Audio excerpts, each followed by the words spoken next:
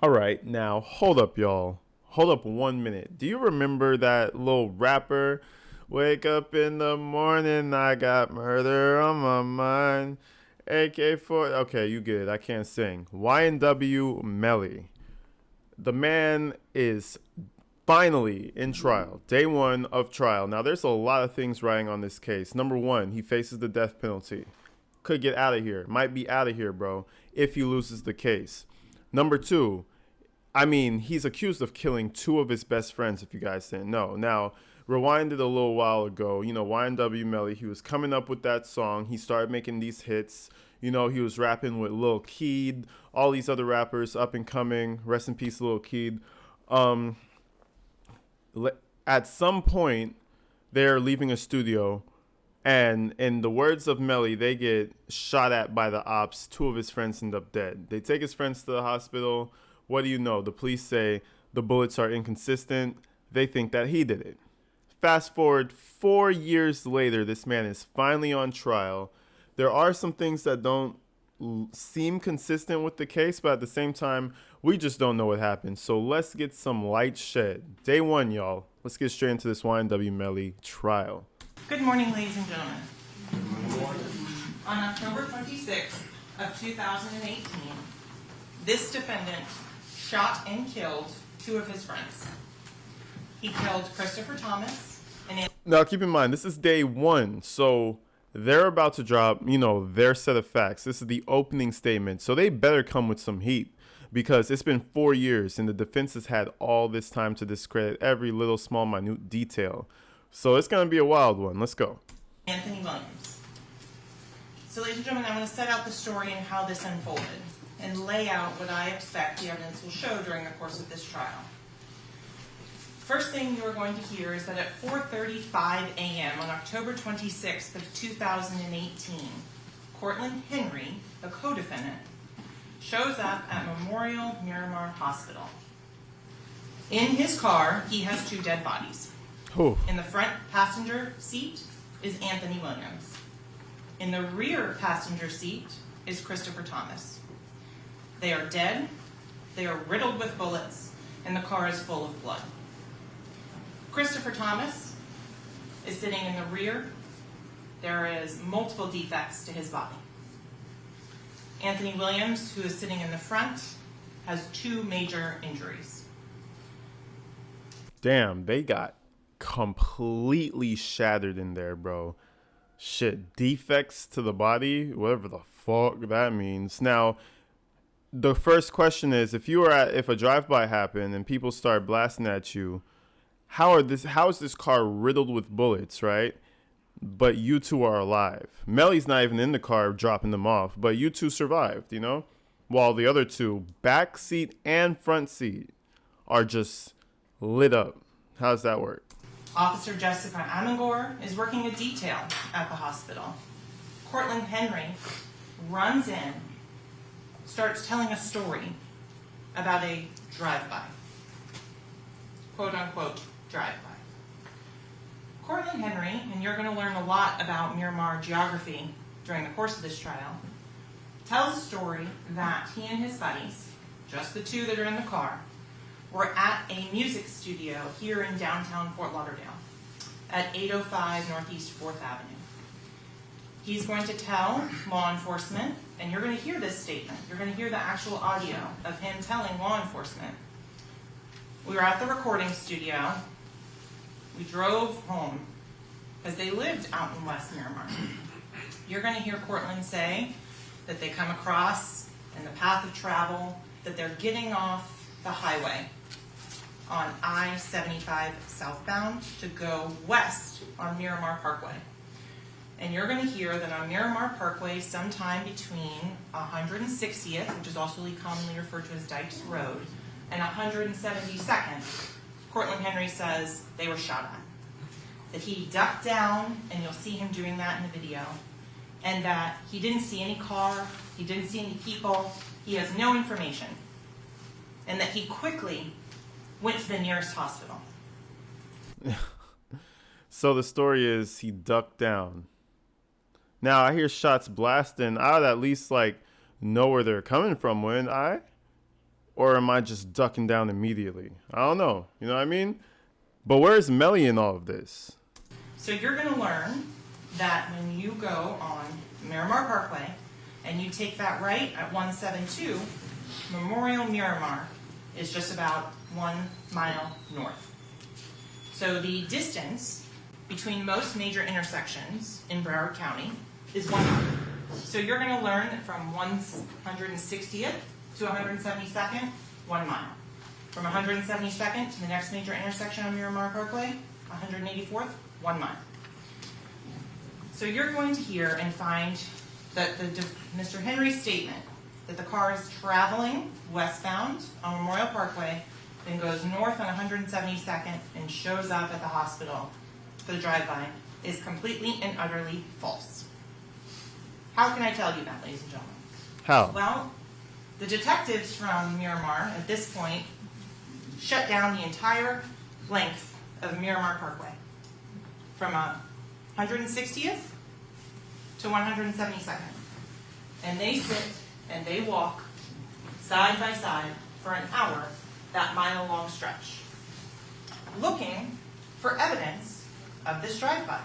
Oh yeah, man. We need the gun shows. We need the shells. Unless these guys were assassins from out of Hitman 3, and they came through with the bags on the semi-automatics and just went bags smoking, go back in the car, no evidence left behind. You know what I mean? Some real James Bond shit.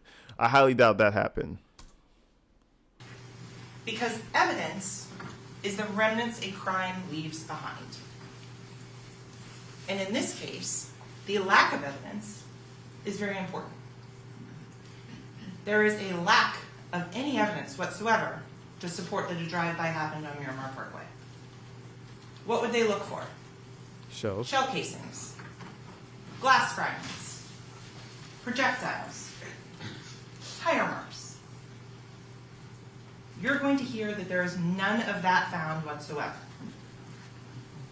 So then they say, well, maybe we have the time frame wrong. Maybe we have the location wrong. So they walk an additional mile from 172 to 184th. Hey, I mean, they're like, hey, we're getting those tax dollars, man. Might as well use them. You know, might as well use them. Let's go get the chopper. Let's go shut down the highway and make everybody late getting home. Let's use them tax dollars. Still nothing. No broken glass, no projectiles, no fire casings. Detectives know they have a Jeep that they are looking at the Memorial Miramar Hospital that has 16 easily identifiable bullet defects, that has a broken out rear view window and 2 broken side windows on the passenger side. So the car is shot up. So there's guaranteed glass supposed to be somewhere. There's supposed to be glass on the roadside. Definitely supposed to be bullet shells. Again, unless they had the guns with the little bags over them, because I'm telling you, those exist. But I highly doubt. There's a 90% chance that's not what took place. Now, another story could support that they did this somewhere completely different, staged it, and went to the hospital, which is what the prosecution is going to try to do. But the problem is, if they don't have any evidence of this and they just have a hunch, you can't just send somebody to jail, or even more so, you know, impose capital punishment for that. You know what I'm saying? So I'm waiting for the evidence. This whole story sounds nice, but where's the evidence? There's a lack of evidence. Where's the evidence showing that he actually did something? You know what I mean? Things aren't adding up. So detectives work backwards. They are then able to determine that 805 Northeast 4th address, that it's a recording studio, and that the recording studio is equipped with cameras. And ladies and gentlemen, you're going to see footage from both inside. Hold on, I might have been speaking too soon. Oh shit. Is this never before seen footage? I think maybe. And outside of that recording studio. You're going to learn that on the morning of the 26th at approximately 1 p.m., detectives went out to the recording studio to try and see if somebody had followed the victims. to find out how they knew where they were going to be to set up this drive-by. In the video, that is the first time detectives learned that there was actually 4 people in that gray Jeep, and that the defendant, Jamel Demons, is in the rear driver's side seat. So let me set the scene for you at All right, y'all. Come on, Jamel Demons. You should have just went to the hospital. Now, yo, I don't know what's going on in this case, bro. I don't know if his friends... Now, everybody's saying that he's some sort of monster, right? But there's a very strong possibility that he did something to them before they could do something to him, right? Now, I'm not saying at the time, it was 4 years ago, he was younger. I'm not sure at the time he may have handled it wrong. He has all this money. He told him like, yo, do this story. I don't want to be involved. You know, we did what we had to do. You handle it. I'll give you money, this and that. I'm pretty sure something like that went down. But at this point, it would be very beneficial for us to really find out what happened. I think it would be beneficial for him, you know, if he's actually not the person who pulled the trigger. Or if he had to do it to, you know, actually defend himself. the recording studio, because there's actually 8 young men there. You're going to hear they arrived at the recording studio, not much was getting done. They were tired.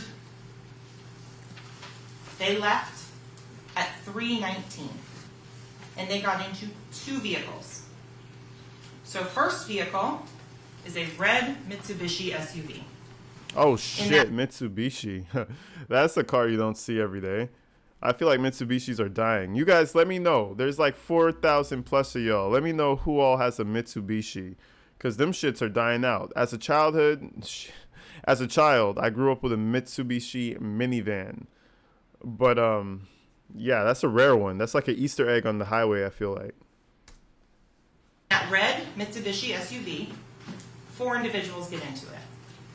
Travion Glass, Dontavius Withers, Jacoby Mills, and Adrian Davis. So there's 8 of them. I didn't know that. They are in the red Mitsubishi.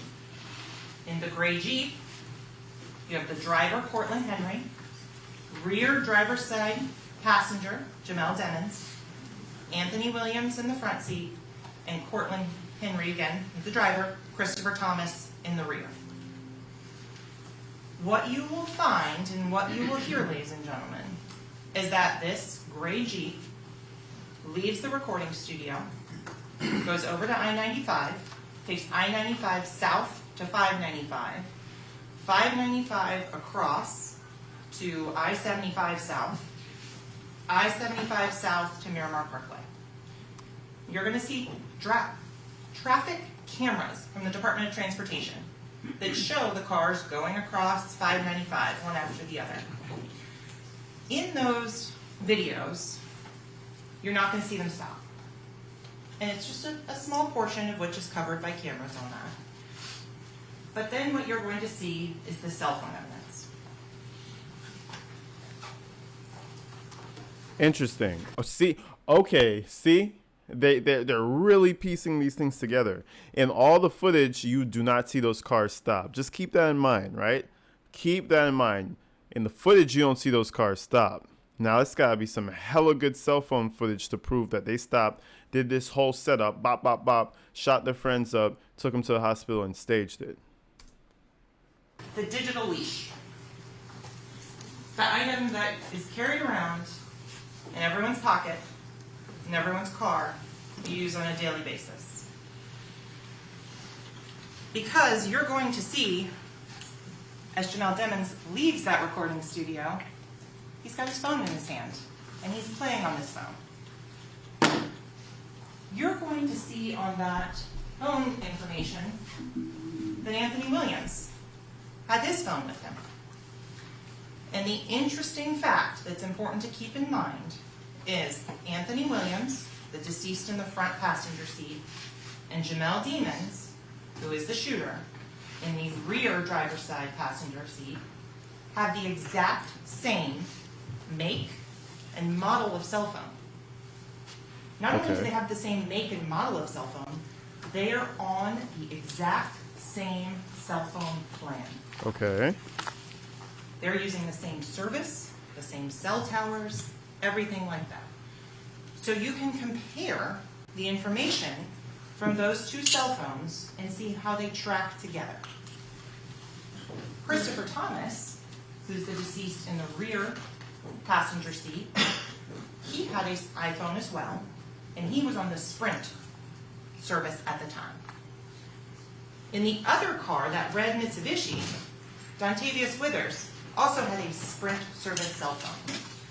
So, ladies and gentlemen, you have individuals in two cars and all of the cell phone tracks together, going across 595, going until they get to Miramar Parkway and 184th.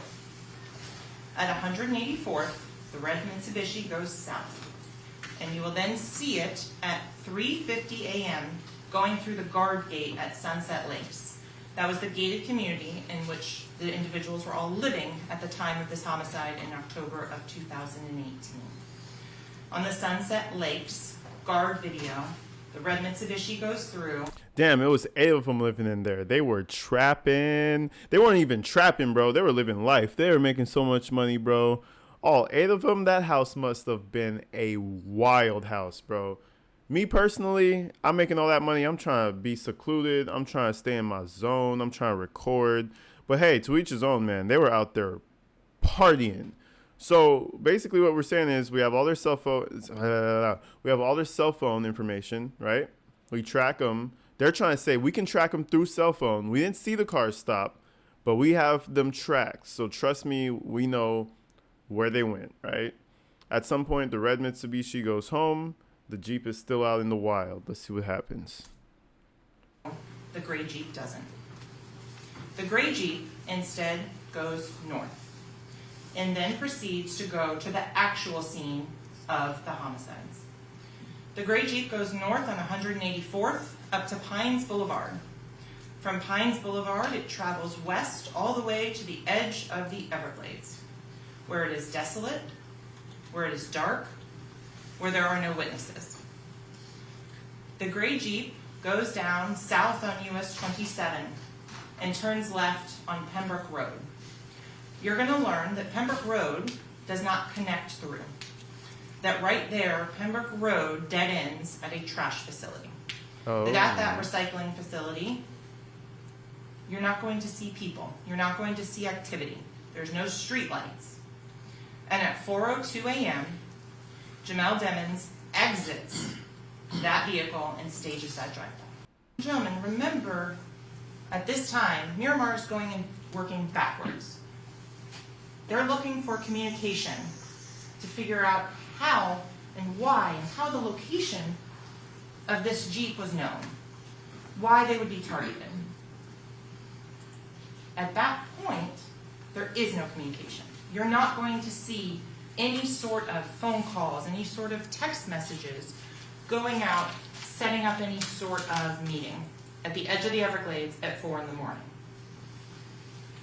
What you are going to find is that after the surveillance footage is brought up, some of these other individuals say, oh no, we stopped. We stopped the car and Mr. Demons on the side of the highway got out of the gray Jeep and got into the red Mitsubishi. But ladies and gentlemen, it's important to know. Man, they really tried to cover for him. Everybody knew that Melly was the bag. Melly was getting the money. And everybody followed suit. Nope, he went to the red Mitsubishi, baby. Yep. And I'm pretty sure that was the plan in the first place. That's why whatever route they took, whatever route they took, they probably knew there were some, some areas with no camera. And they would be like, okay, we could just say we stopped there and he switched. But why not put the cell phone in the red Mitsubishi? Like, come on, guys. You're not career criminals. Don't try this at home, kids. Don't try this. Look at the details. Because the details don't match up. One person says, oh, it's at this location. One person says it's over here on the side of the road. Look at what the physical evidence shows. And that's what I would suggest to you as the most reliable things. So on the physical evidence, the Jeep is towed to the Miramar substation and a search warrant is executed on it. And at that point, officers, crime scene technicians, and investigators start going through the contents of the Jeep. And all of the ballistic from the drive-by are all coming from the passenger side in towards the driver's side. And then from the rear of the vehicle, forwards towards the front. The medical examiner's office is also conducting an investigation. You're going to hear testimony about the autopsies that were conducted on Anthony Williams and Christopher Thomas. Yeah, a lot of people, not a lot of people, the investigators were saying that the pattern of the bullets were so like set in a straight pattern, like dead behind and dead straight to the left from the driver to the passenger. So it's almost like, you know, Melly and his co-defendant kind of did like this, bam, bam, bam, bam, bam, gunshot residue, for example, maybe. Killed them, came outside and was like, okay, we're going to make this a drive-by. Let's come from outside now, shoot up the doors a little bit, come behind it, shoot the back a little bit. Okay, we got shot at. Let's go to the hospital, you know? And this is when the suspicion, the investigation takes a turn. Because at that point, the fatal wounds for Christopher Thomas and Anthony Williams are coming from inside the vehicle, from the rear driver's side passenger going out towards the passenger side. The other interesting thing the medical examiner's office is going to tell you is that when the drive-by was staged at 4:02 a.m., the victims were already dead. The medical examiner will be able to testify and tell you that the fatal shots to Anthony Williams, to his head, that enters in the back of his head and exits at the top, blowing out the front passenger window, was fatal. And that the additional wounds that are consistent with the trajectories going through the vehicle, he's already dead. They are post-mortem inflicted gunshot wounds. The same for Christopher Thomas. You will hear from the medical examiner's office, Dr. McDougall and Dr. Souter, who conducted the autopsies, that Christopher Thomas was shot in his left cheek. That was the fatal shot for him. Bro, if this is true and Melly really did this shit, he is a demon, bro. A demon, bro. So you mean to tell me you're at the front driving? I thought his co-defendant was helping. You know this is about to go down. You're at the front driving. Melly pulls the strap. Bang! Bang! It's over. Done. And you just drive on to the darkness. They're just fucking dead. That's some cold shit right there if he really did that. Now, I don't know. It's looking pretty bad. I'm not going to lie. This is the opening statements. We got to see all the witnesses and all that stuff. But forensics is a bitch when you're doing the wrong thing. You're also going to hear about stippling. Stippling is unburnt gunpowder that's ejected from the front of a firearm. We know what stippling is. It's from the Alex Murdaugh case, and it burns clothes and crinkles everything. It's the gunshot powder that flies out around the bullet. Let's get into it. When a bullet is fired. The best way to just... One more time, for those who don't know about guns, stippling only happens when you're close enough to shoot somebody so that when the bang, when all the spark from around the bullet comes out, it flashes you, and whatever it flashes, it'll crinkle and stipple. So that's pretty much how they'll know if you're close or far. If you were, say, 4 yards away from the person, bang, bang, you put them down real quick, zero stippling will be found on the body or the clothes or anything like that. Describe that and make it easy to understand. If you have a handful of sand, soot, and a golf ball. You throw it, the golf ball is going to go the furthest because it has the most weight, the most mass. The sand weighs a little bit more than the soot, so it's going to go a little bit further, but not as far as the golf ball. The ash, the soot, which has almost no weight, no mass, therefore it can't have any energy put into it, falls very quickly. Mm-hmm. So that is the same principle that comes to gunshot residue and the powder tooing that you're going to hear about, the stippling. The bullet travels the furthest. The gunshot residue, the powder tattooing, the stippling, creates a pattern. And from that pattern, the medical examiner's office can give an approximate distance. Yep. Why can they not do? I like how she explains it. So there you go. You know, the bullet has a certain weight and the gunshot powder has a certain weight. All of that is going in your direction. If you're close enough, those three things, you know, the soot, the powder, and the bullet, all those things will hit you and it'll create that pattern. So, you know, you got to know about your guns, man. If you wanted to stage this right, I'm sure he didn't have the perfect timing to just shoot them. And I'm sure they came into a big argument about something. So, you know, you can't have the right time. You can't have the right move. But if you're innocent and you know that you had to do that to protect your own life, like, bro, take it to the police. Go to court. It'll be better than this because guess what? You're still in court.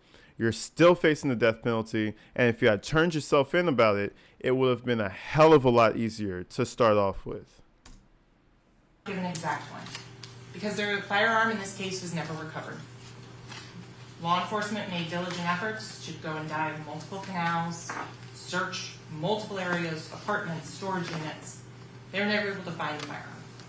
So without the actual firearm that was used in this case, you can't accurately and reliably recreate a distance determination.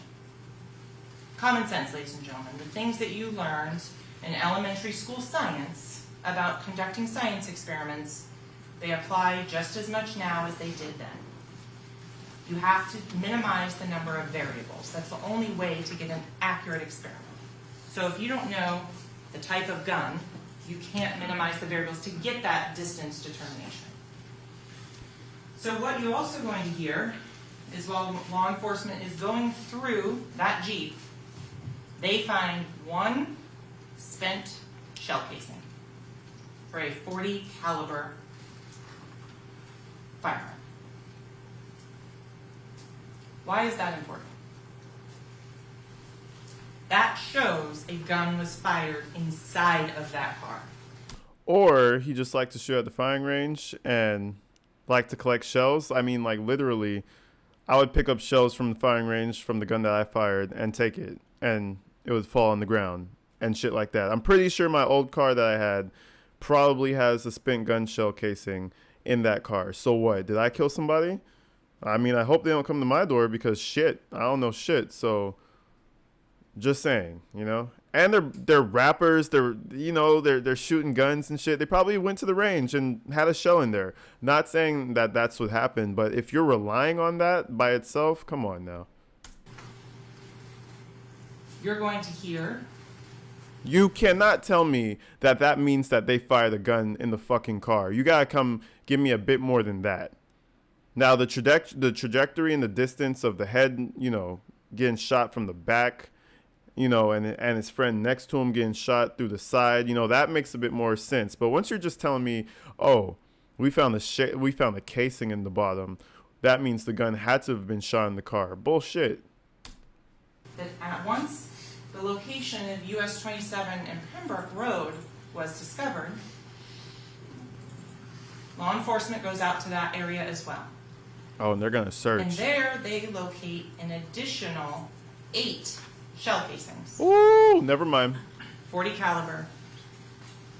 But the interesting thing about that is that doesn't happen on October 26th of 2018. This happens on November 21st, So almost a month later. That's a month later, bruh. Because Holy. that's when law enforcement gets the reliable cell phone tracking data that they use to determine that's the area that they need to be searching. Bro, you're sloppy, bro. You're sloppy. If I'm going out here, and again, maybe it was just, you know, at the moment. They got into an argument and it's like, I'm going to kill you, this and that. You know, they're arguing. You had to do it. But they're dead now, right? You killed them within the car. That's the theory, right? You're going to go and stage the drive-by and just leave the shells everywhere? Like, you're that sure that they won't find that area. That's sloppy, bro. Do this shit catch the casings. I don't know. Put a plastic bag over the shit. Like, what are you doing? Because at that location is where the cell phones of Christopher Thomas, Anthony Williams, and Jamel Demons all line up at 4:02 a.m. Damn. That point, afterwards, Mr. Demons' phone tracks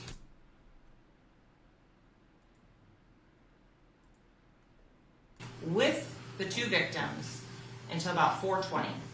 So 15 minutes before Cortland Henry takes the victims to the hospital.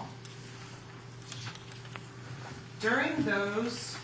With oats overnight, breakfast is one less thing I have to worry about. I love the fact that I can get up in the morning and know that breakfast is 30 minutes, you're going to hear as to where the path went. You're going to hear that law enforcement then searched that path again looking for trace evidence, such as firearms. They didn't find it. But you're also going to hear that Jamel Demons, on the side of the road, made a FaceTime video chat. At that point, he starts setting up the story. He FaceTimes his girlfriend at the time, Mariah Hamilton. Mariah Hamilton gets the phone call and screams, waking up her mother, Felicia Holmes. Felicia Holmes also sees the defendant, Jamel Demons, on that FaceTime video call. And you're going to learn, ladies and gentlemen, that that's a data event on a cell phone. That it's not a call for the purposes of the cell phone companies. It's using data, accessing the internet. Felicia Holmes and Mariah Hamilton see Jamel Demons outside, and he is saying he's just been involved in a drive-by, and he thinks Anthony Williams and Chris Thomas are dead. All right, hold on now. I thought when you call people on the cell phone, you know, cell towers, blah, blah, blah, you know, they can track that. You know, you could go to the phone companies, you could do all this. But I thought when you FaceTime someone, they can't actually review that. They would have to go through Apple, and Apple's infamous for not, you know, releasing information like that. So how does she know who he called and what they were doing? You know what I mean? Did they actually see that FaceTime, or is she just going by the data event? You know, oh, there was a data event. He made a call, and now I'm just assuming what happened during that data event. I don't know. I'm not very versed in the technology, but many people have told me, you know, you do shit on FaceTime, it's not as easily trackable. But you guys let me know. Educate me if I'm talking crazy.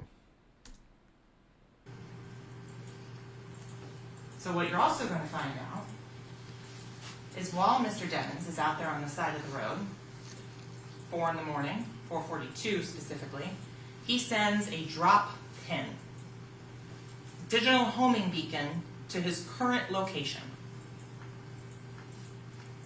to one of his friends, Frederick Givens. Frederick Givens is also involved in the music industry, and he asked to be picked up. Frederick Givens, then, about 11 minutes later, is sent another drop pin where Mr. Demons has moved a couple of meters. What you're going to find out as well, though, is these digital leashes, they have more than just phone calls, accessing the internet. They have health data. So, ladies and gentlemen, you're going to find and hear and be able to see the videos at the recording studio and see Mr. Demons taking steps. Lo and behold, look at the health activity data, a pedometer, a step counter, that's what it is. 70 steps. Then you're going to see at 4:02 a.m. another 70 steps. Then at 4:42, the time frame in which he's sending that drop pin, to 4:53 a.m., you're going to see 1,397 steps. You will see this data showing the defendant had the phone and was using it. So, ladies and gentlemen, one of the things that I have to prove is the defendant committed the crime. And to do that, the state intends to show the evidence that the phone was there at the murder scene, and there were no other phones there. There is no one else out there at 4 in the morning. So, I don't know, guys. If that's her whole starting statement, I mean, it's pretty strong. It's pretty decent. But I don't know, man. This is a crazy one. Is that all you got? Like, I don't want to say it like that, but is that all you got? You got some cell phone calls. You got some FaceTimes, right? You got some steps. First of all, I don't know why you're dropping pins after you just, allegedly committed this crime. You're dropping digital pins? Like, come on, bro. It's 2023, bro. You're already using the phone. That's a red zone, You're FaceTiming, okay, that's super yellow. You're in the red already, basically. Now you're out here dropping pins. Like, calm down. You should have had a better plan. But, it's 4 o'clock in the morning. I guess time's against them. And again, think about it. Time is against them. They're rushing. They're panicking. They're doing their thing. So if these guys really did it, man, again, it's going to be a tough one. to do that, the state has to convince each and every one of you that this was the phone of the defendant. You'll see in the messages and the contents of those messages him identifying himself. This is Melly. Giving out that phone number to multiple people as being his phone number. 772-713-9807. And to further prove that, the state is going to show you the Instagram, the Facebook, the Snapchat. Because contrary to popular belief, Snapchat doesn't disappear. And detectives were able to write a search warrant and get contents of Snapchat. Oh, so maybe they just went to Apple and said, yo, we need the FaceTime. So I don't know if Apple really does that. But shit, they got it from Snapchat, so. And there are things that are there, and there are things that are not. And so, ladies and gentlemen, specifically, the Instagram, the defendant, during the course of the months of October of 2018 through December of 2018, gives out his phone number 15 times. Says, this is me, and all during the same time frame of October 26th of 2018, he's giving out that phone number. So one of the other elements that you heard about initially was that this was committed by a criminal gang member in furtherance of a criminal gang. So what you will learn from the evidence, from the Instagram, from the private messages, was that Jamel Demons is a member of the G Shine Blood set. This is not a stage personality. This is not an actor that's playing a character. This was his real life. Ladies and gentlemen, you will see that as soon as October 24th, 2 days before the homicide, Jamel Demons is learning the oath of loyalty to the G Shine Blood set. You're going to see things in these messages that will be indicative of blood membership. I wonder if he wanted to put himself on by whacking his friends. That would be a twisted little twist right there. And he did say he was bipolar. He was saying Melly is the one that comes out at night and a bunch of weird shit, and Melvin is the one who is just nice and wants to have a good time. So yeah, I mean the guy's his greatest song is about murder. So the guy's a little interesting to say the least. For example, anytime a word I'll buy it. Great, 11,000 like we agreed. I got $400 here in cold cash. What? Plus, word would normally be spelled with a C, as in Charlie, they don't use that. They replace it with the letter B. Of course, because they're Bloods, So bro. instead of saying, I'm at the crib, they say, I'm at the brib. Why, ladies and gentlemen? Because C is associated with Crips. B is for Bloods. So if you look through all the messages, you will notice time and time again, Jamel Demons is dropping C's and using B's. And you're going to see pictures, you're going to see videos of the defendant doing something called stacking, which is a way to show a gang affiliation and to broadcast it to the world. And this is not just in music videos. This is not just in lyrics, because we're not going to get into that. Stacking. That's what we call it. My boy throwing up big gang signs. That's artistic expression. That's not why we are here today. We are here because the defendant murdered 2 individuals. So in summary, the last thing I want to tell you that the evidence will show is that in the Instagram, because the defendant had a moderate social media following at the time of these events, people are reaching out to him. Some fans, some friends, some associates. You'll see on October 26th, after about 8 a.m. in the morning, Eastern time, multiple messages are coming in. Messages are coming in from individuals checking to see if he's okay, if he's been injured in this drive-by. If it's true that Anthony Williams, who's also sometimes referred to as Sack, and Chris Thomas, who is referred to as Juvie, are really dead. One individual, and specifically, sends out, and I want to quote the message exactly that you will hear, and says, right after this, "Yo, homie, you good? Let me know something." And so, ladies and gentlemen, this is where context matters. What does that mean? Yo, homie, you good? If you work at Google and you say, "My whole floor is coding," that's a good thing. If you work at Broward General Hospital and you say, "My whole floor is coding," that is a bad thing. The context around the messages matters. So in the context of this message, this individual is reaching out, asking if Mr. Demmons is good, after he's been tagged in multiple social media posts about this drive-through, Okay. this shooting. Okay, he's checking on the homie. What? Let's get to the mic drop. What's the yo, homie? You good? Yeah, you just got shot at. What's the? I don't get it. Let's see. And Mr. Demmons responds very succinctly, "I did that." Shh. Oh. Ladies and gentlemen, at the conclusion of the evidence, the state is confident that you will find the defendant guilty as charged of the first-degree murder. Shit. Well, there's the mic drop. I did that. I know that. I know the exact emoji he used too. Everybody knows that emoji. I did that. Man, that's that demon right there, man.